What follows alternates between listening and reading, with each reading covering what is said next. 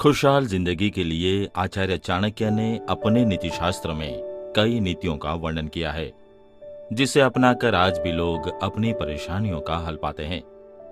ये नीतियां व्यक्ति को सही रास्ता दिखाने के साथ ही सफलता भी दिलाती है।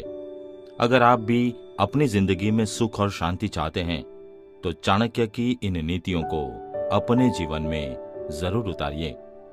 आचार्य चाणक्य की इन्हीं नीतियों में से आज हम एक और नीति पर चर्चा करेंगे। दोस्तों, आचार्य चाणक्य ने मानव जीवन को सबसे बहुमूल्य बताया है। आचार्य ने अपने नीति शास्त्र में एक साधारण व्यक्ति को सफलता प्राप्त करने के बहुत सारे उपाय बताए हैं। आचार्य चाणक्य का मानना है कि इंसान के रूप में हर व्यक्ति का जन्म इस धरती पर किसी न किसी कारण से हुआ है। इसीलिए व्यक्ति को अपने जीवन को सार्थक बनाने के लिए कुछ ऐसे काम करने चाहिए जिससे लोग उसके जाने के बाद उसे भी याद रखें। दोस्तों, लाख योनियों में मनुष्य जीवन सबसे अच्छा माना जाता है। चाणक्य के अनुसार किसी भी व्यक्ति का जन्म किसी खास उद्देश्य होता है। मानव जीवन बहुमूल्य है। चाणक्य नीति के अनुसार मनुष्य के जीवन को सार्थक बनाने के लिए खास काम करना जरूरी होता है। ये वो काम है जो व्यक्ति को जीते जी साथ ही उसकी मृत्यु के बाद शुभ परिणाम देते हैं, हर कदम पर सुख और सफलता दिलाते हैं। दोस्तों, आचार्य चाणक्य ने नीति शास्त्र में एक श्लोक के माध्यम से जीवन के 4 लक्ष्य बताए हैं। आचार्य का मानना है कि मनुष्य के जीवन में 4 अहम चीज होती है। अगर किसी मनुष्य ने इसमें से एक भी चीज पा ली है तो उसका जीवन व्यर्थ नहीं होता है। अपने एक नीति सूत्र में आचार्य चाणक्य कहते हैं कि जिस मनुष्य को धर्म, काम, भोग और मोक्ष में से एक भी वस्तु नहीं मिल पाती, उसका जन्म केवल मरने के लिए ही होता है। आइए इसे विस्तार से समझते हैं। धर्म का पालन। दोस्तों, चाणक्य नीति कहती है कि धर्म के अधीन रहने वाला व्यक्ति कभी दुखी नहीं होता। उसके जीवन में परेशानियां जरूर आती है, लेकिन पल भर के लिए। लोगों को उनका धर्म ही जीवन के सही रास्ते पर ले जाता है। धर्म का पालन करने वाला व्यक्ति कभी बुरे कर्म नहीं करता। काम। दोस्तों, आचार्य चाणक्य कहते हैं कि जो भी जीव मनुष्य के रूप में जन्म लेता है, उसे अपने जीवन में कुछ न कुछ काम अवश्य करना चाहिए। बिना लक्ष्य के जीवन पशु समान है। अपने पैरों पर खड़े होने वाले व्यक्ति को कभी किसी के सामने हाथ फैलाने की नौबत नहीं आती। कर्मठ व्यक्ति को जिम्मेदारी का भाव होता है। कर्म करने वाले व्यक्ति का साथ भगवान भी देते हैं। वहीं जो कुछ नहीं करते, वह अपने जीवन के साथ अपने कुल को नष्ट कर देते हैं। धन। दोस्तों, चाणक्य नीति के अनुसार मनुष्य के जीवन में धन का होना बेहद जरूरी है। धन पाने के लिए व्यक्ति को अपना लक्ष्य तय करना जरूरी होता है। धन कमाने के अलावा उसका सही उपयोग करना जरूरी है, तभी ये सुख और सफलता दिलाएगा। धन आने पर बचत, निवेश और दान में इसका सदुपयोग करें। मोक्ष। दोस्तों, किसी भी व्यक्ति का जीवन का अंतिम पड़ाव मोक्ष होता है।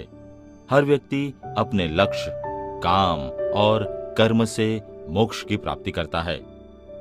सिर्फ अच्छे कर्म करने वालों को ही मोक्ष की प्राप्ति होती है। आइए इसके अनुसंधान में एक छोटी सी कहानी सुनते हैं।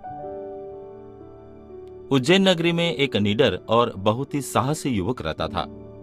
उस राज्य के राजा को कोई भी संतान न होने के कारण और एक दिन राजा के आकस्मिक निधन हो जाने के कारण राजगद्दी का कोई भी वारिस नहीं बचा।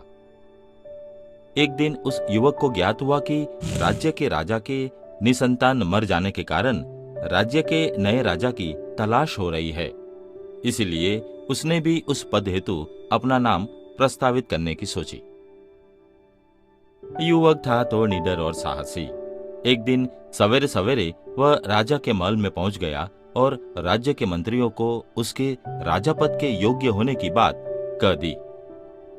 राज्य के मंत्रियों ने उसकी बात सुनी और उसे बताया कि तुमसे पहले भी कई लोग इस पद के लिए महल में आए हैं, परंतु किसी शाप के वश उनका निधन उनके राज्याभिषेक की रात में ही हो गया।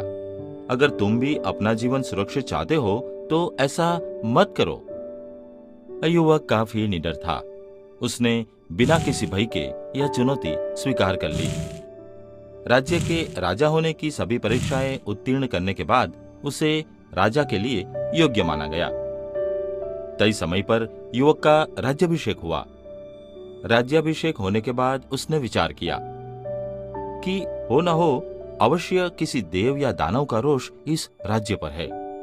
अगर उस देव या दानव को किसी तरह संतुष्ट कर लें तो इस समस्या से बचा जा सकता है। राजा ने राज्याभिषेक की रात को ही अपने कक्ष में अनेक व्यंजन बनवाकर रख दिए और खुद तलवार लेकर कक्ष के कोने में छुपकर बैठ गए। रात को देवराज इंद्र का द्वारपाल अग्निवेताल वहां आया और उस व्यंजनों को देखकर प्रसन्न हो गया। उसने सोचा, क्यों ना मैं पहले इन व्यंजनों का लुत्फ उठा लूं, उसके बाद राजा को लेकर चला जाऊंगा।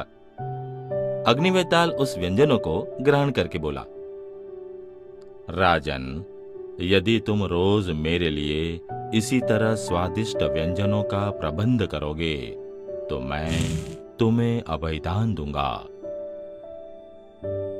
राजा ने अग्निवेताल का प्रस्ताव स्वीकार कर लिया और अग्निवेताल से बोला,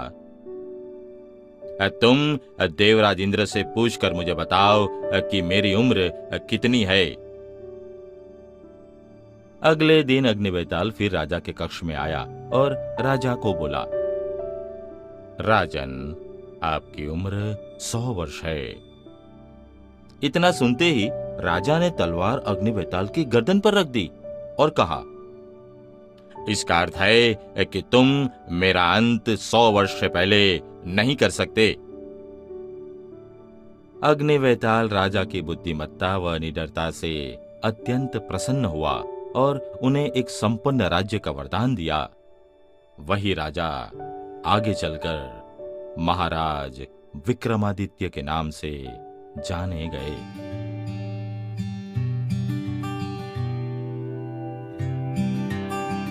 दोस्तों, आज के एपिसोड में बस इतना ही।